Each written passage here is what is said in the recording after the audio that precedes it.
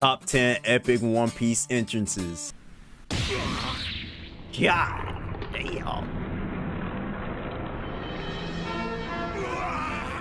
We start the list off with an early favorite. A haki-powered Luffy rescues King Neptune from the villainous Hody Jones in the Fishman Island. Oh my goodness, he kicked the fucking shit out of his stomach, bruh. That's one thing I don't get, bruh. Anime, like, motherfuckers be getting kicked hard as fuck or punched hard as fuck in their stomach and they never fucking throw up. A white shark fisherman's sword inches away from Neptune's neck. Shirahoshi howls for the captain of the Straw Hats to save her father. Seconds later, Luffy bursts out of a pet shark's mouth, landing a kick on the human-hating pirate. Hody's sent flying and crashes into the walls. To the relief of the watching townsfolk, the public execution's averted. Neptune and his princes live to fight another day, and the Straw Hats take the lead to reunite the underwater kingdom with the world above the surface. We just know our favorite pirates are on their way to conquering the new world.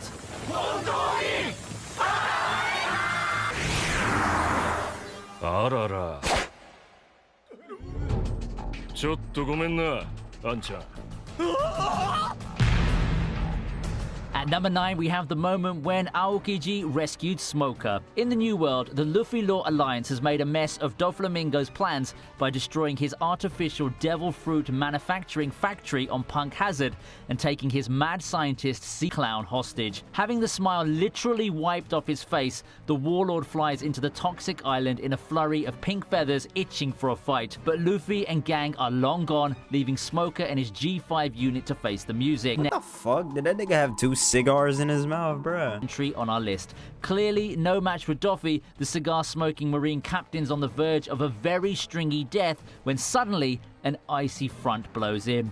To everyone's surprise, Smoke is saved by the timely arrival of Aokiji, who turns Doffy into a giant icicle. The pirate's quick to recover, but knows better than to fight the former Marine Admiral, as laid back as he might appear. What the fuck? This motherfucker can... What? そいつさ、俺の友達なんだよ。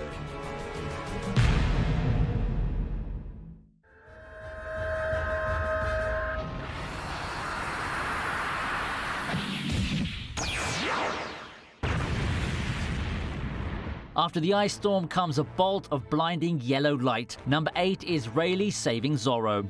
Kizaru has Zoro at the receiving end of his killer beam on Sarbodi. This is one of the first big crises facing the Straw Hat. Hold on. So this long nose ass nigga use a fucking slingshot, bruh. What the fuck is that? Out of this encounter with the flashy Admiral alive. Luckily, Silver's Rayleigh flies in at lightning speed, going straight for Kizaru and deflecting his light beam with a touch of his sandaled foot. Here we get a glimpse of the power of the Dark King, a man who was the Pirate King's first mate. The Straw Hats make their escape as Rayleigh comes out of retirement to help them usher in a brand new pirate era.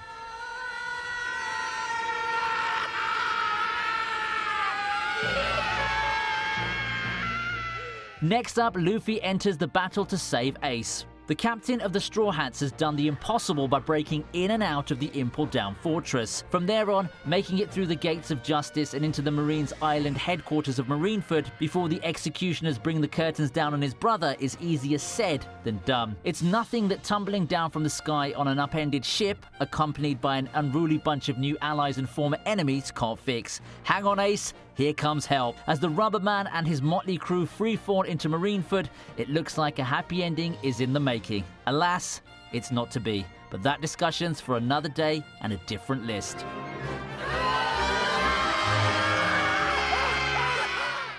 Bro, I swear One Piece ain't no regular ass fucking pirate show. These motherfuckers are like pirate ninjas. That's unique as fuck.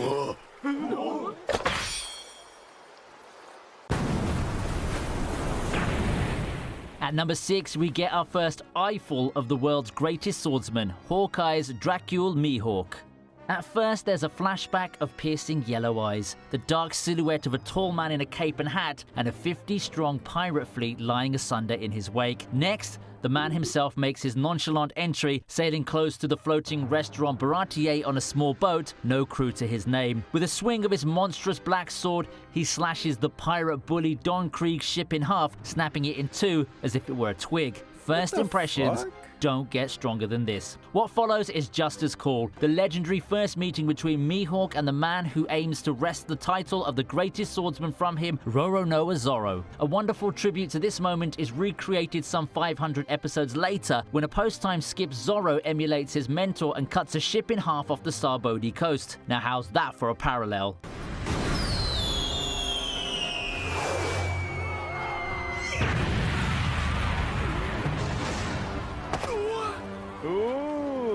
On to the top 5 now, and it's the slow-talking, fast-moving Kizaru once again. The Navy Admiral makes probably one of the most epic entrances in the entire series as he takes off from his warship and lands on Sarbodi riding a cannonball, resplendent in his yellow striped suit and yellow glasses. Dude really did come in floating on the damn cannonball. Like, what the fuck is that, bro? All hell's broken loose on the archipelago, with Luffy punching the living daylights out of a celestial dragon and Trafalgar Law and Captain Kidd joining in the melee. But Kizaru's his usual cool self, not even flinching from a bullet to his head. He may not be as ruthless as Akainu or icy cool as Aokiji, but wait, how the fuck is this nigga so quick, though? Did he eat a fruit, bro? don't let his laid-back demeanor and lazy smile fool you. The Admiral's not to be taken lightly, as the Straw Hats find out the hard way.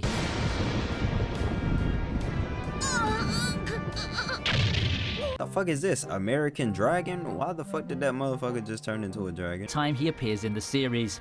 In the ongoing arc, the Straw Hats have just arrived in Wano to fight the King of the Beasts and are making their presence felt as they sumo wrestle and brawl their way through samurai country against Yonko by Why is this little girl bald on the top of her head? surprise. Is that even possible with Luffy around? As the sky darkens and ominous clouds swirl, a huge dragon appears out of nowhere. We've been given a million references to Kaido's superhuman strength, but with the dragon's arrival, we get our first look at his devil fruit powers. As impressive as Kaido's inhumanely huge human form is, his horned, fire-breathing self makes the pirate an even more enigmatic and dangerous being. It's not for nothing that they call him the strongest creature in the world. あいつがカイドウ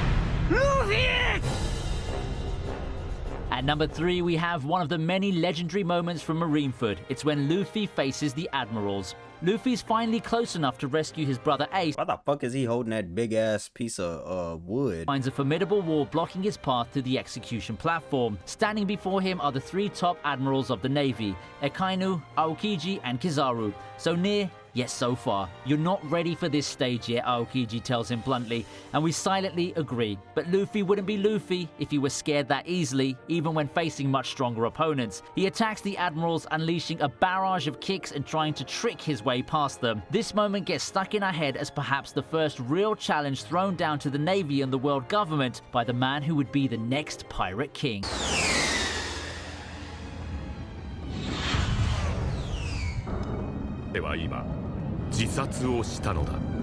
We're almost at number 1. Before that comes a suicidal jump from a sky island that serves as our introduction to the One Piece universe's biggest and baddest supervillain so far, Kaido, King of the Beasts, one of the 4 Emperors of the Sea. Captured by the Navy 18 times, he's escaped execution and near certain death 40 times. Guillotines can't cut him, spears can't impale him, he simply can't be killed, even by himself, as he finds out after his jump, which leaves him with just a headache. Kaido's also the man Luffy and Law have angered in their quest to defeat him. Sounds like a suicide mission for the rookies, right? We'll have to wait and watch to find out if that is the case indeed. I think it's humongous. を求める男の名は百獣のカイドウ。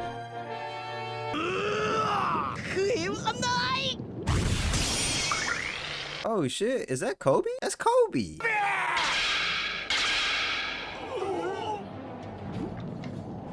Now for the top, it's the mighty Shanks ending the Battle of Marineford. The war ended tragically in the deaths of Ace and Obi and Shanks, bruh. That's crazy. with both the Marines and the pirates unwilling to relent, the casualties continue to mount. Kobe's desperate plea to Akainu to end the senseless fighting and stop the loss of innocent lives only earns him the Admiral's ire. As Akainu turns his fist of molten lava at Kobe, Shanks appears out of nowhere and saves the young Marine. Hey, Shanks been like that though. He been a goat though. I ain't even watched none of these new episodes, but shit, I just watched episode 3 and 4, bruh. Yeah, Shanks, I think he'll always be like that, bruh. Answers calmly, and the swords fall silent. Fleet Admiral Sengoku Damn, agrees, he look and different. that's how the Paramount War comes to an end. Just like that, with just a word from the red-haired Yonko. The Navy even agrees to hand over the bodies of Ace and Whitebeard to Shanks so he can bury them with dignity, and he buys Jinbei and Law time to make their getaway with the distraught Luffy. The closing moments of the Battle of Marineford are a true testament to the silent power of the man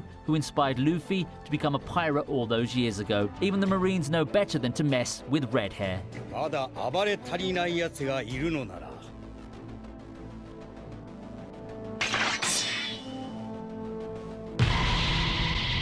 来い俺たちが相手をしてやる